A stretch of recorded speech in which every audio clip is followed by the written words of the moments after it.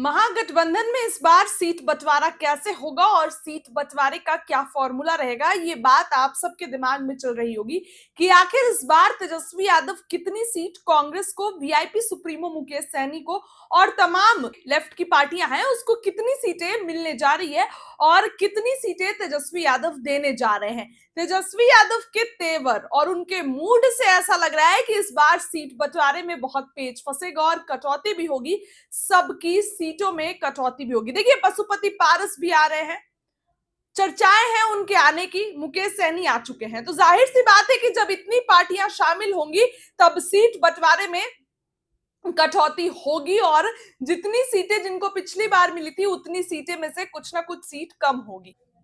अब देखिए, जरा 2020 के आंकड़े पर आप नजर डालिए।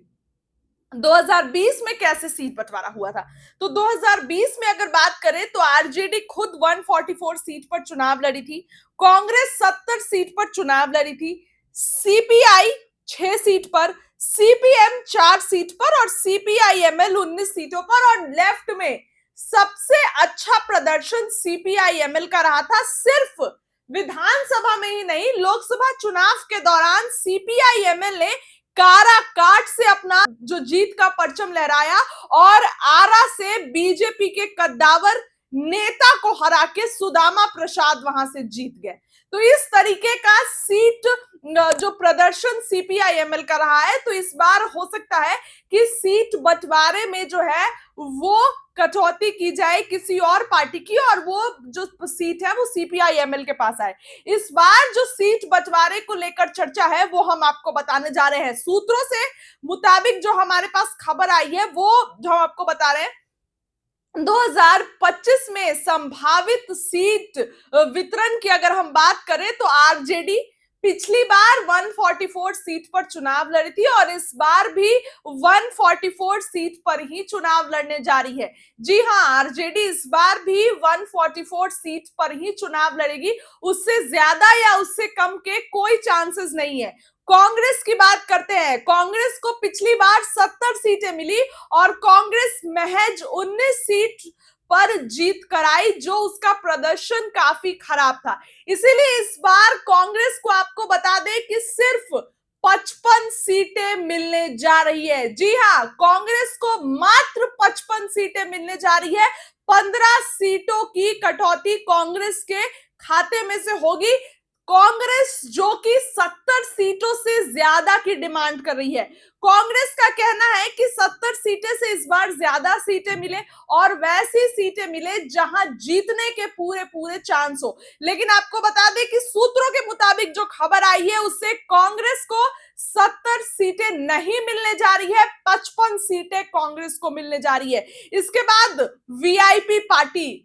वीआईपी पार्टी के प्रमुख मुकेश सहनी जो 60 सीटों और डिप्टी सीएम का दावा कर रहे हैं, आपसे ये सवाल पूछ रहे हैं कि आपको लगता है कि जो इस बार 60 सीटें कांग्रेस को नहीं मिल रही है तो वीआईपी सुप्रीमो मुकेश सहनी को तेजस्वी यादव 60 सीटें दे देंगे और डिप्टी सीएम का पद? जी नहीं, मुकेश सहनी को 12 से 15 सीटें मिलने वाली है। जी हां, 12 से 15 सीटें मुकेश सहनी के खाते में जा रही है, उससे ज्यादा सीटें नहीं मिलने जा रही है मुकेश सहनी को। और आप सोचिएगा कि उससे ज्यादा की डिमांड कर रहे हैं, तो जब एनडीए में थे ना तब उनको 11 सीटें मिली थी, तो इसलिए 12 से 15 सीटें मिलने जा रही है, इससे ज्यादा कोई आंकड़े नहीं है। इसके बाद लेफ्ट की पार्टियों पे आते हैं तो ये ऑलमोस्ट सेम रहने वाला है। जी हां, लेफ्ट की पार्टियों पर ऑलमोस्ट सेम रहेगा। पिछली बार सीपीआई 6 सीटों पर लड़ी थी, इस बार भी सीपीआई 6 सीटों पर लड़ने वाली है। सीपीएम 4 सीटों पर लड़ी थी पिछली बार चुनाव और इस बार भी 4 सीटों पर लड़ेगी। सीपीआईएमएल की बात करें तो पिछली बार 19 सीटों पर चुनाव लड़ी थी और इस बार 19 से 22 सीटें पर चुनाव लड़ सकती है। यानी कि मुकेश सहनी से कुछ सीटें सीपीआईएमएल के पास शिफ्ट होकर आ सकती है और मुकेश सहनी के खाते से कुछ सीटें सीपीआईएमएल के पास जा सकती है, क्योंकि उनका प्रदर्शन अच्छा था। सीपीआईएमएल ने फाइट अच्छी दी थी, टक्कर अच्छी दी थी और बीजेपी को, जो आप कह सकते हैं, तो जिस तरीके से बीजेपी के कद्दावर मोदी कैबिनेट में मंत्री रहे उनको हराया, इसी कारण से सीपीआईएमएल को अच्छी खासी सीटें जाती हैं। और आपको बताएं कि सीपीआईएमएल को जो है 19 से 22 सीटें मिलने जा रही हैं। पिछली बार 19 मिली थी, इस बार 19 से 22 सीटें उनको मिलने जा रही है। ये बड़ा आंकड़ा होने वाला है और कुछ इसी आंकड़े पर सीट बंटवारा होगा। और आपको बता दें कि इसमें 19-20 का कोई सवाल नहीं होता है, प्रॉपर इसी बंटवारे पर, इसी फॉर्मूले पर सीट बंटवारा विधानसभा चुनाव में होगा और इसी के लिए तैयारियां, मेहनत हो रही है। लेकिन यहां पर सवाल उठता है कि कांग्रेस को अगर जो 70 सीटों से ज्यादा की डिमांड करी है, बकायदा पप्पू यादव ने खुल के बोल दिया 100 सीटों से ज्यादा, तो 100 सीटों से तो ज्यादा कहीं उनको मिलने नहीं जा रहा है। 55 सीटें हमारे पास खबर आई है, 55 सीटें कांग्रेस को मिलने जा रही है। देखिए, आरजेडी का लक्ष्य है कि वो उतनी ही सीटों पर लड़े जितनी 2020 में लड़ी थी, ताकि वो सबसे बड़ी पार्टी बनकर उभरे और सत्ता में आने की स्थिति में मुख्यमंत्री पद की दावेदारी बना रहे। यही कारण है कि पार्टी ने अपनी सीटों की संख्या बरकरार रखने की शर्त रखी है। जी हां, तेजस्वी यादव ये चाहते हैं कि हम उतने ही सीटों पर चुनाव लड़े, ताकि अगर हमारी पार्टी सत्ता में आती है, हम लोग चुनाव जीतते हैं, तो हमारी पार्टी मुख्यमंत्री हम ही बने, क्योंकि सबसे ज्यादा सीट हमारी ही पार्टी के पास रहे। तो ये तेजस्वी यादव का प्लान है। अब देखिए, सवाल यहां पर आप सभी के मन में घूम रहा होगा कि आखिर कांग्रेस को इतनी कम सीटें क्यों मिल रही हैं? कांग्रेस जो कि इतनी मेहनत कर रही है, राहुल गांधी 4 बार बिहार आ गए, 5वीं बार आने भी वाले हैं, तो उनको इतनी कम सीटें क्यों मिल रही है? क्योंकि 2020 में उनका प्रदर्शन अच्छा नहीं रहा था।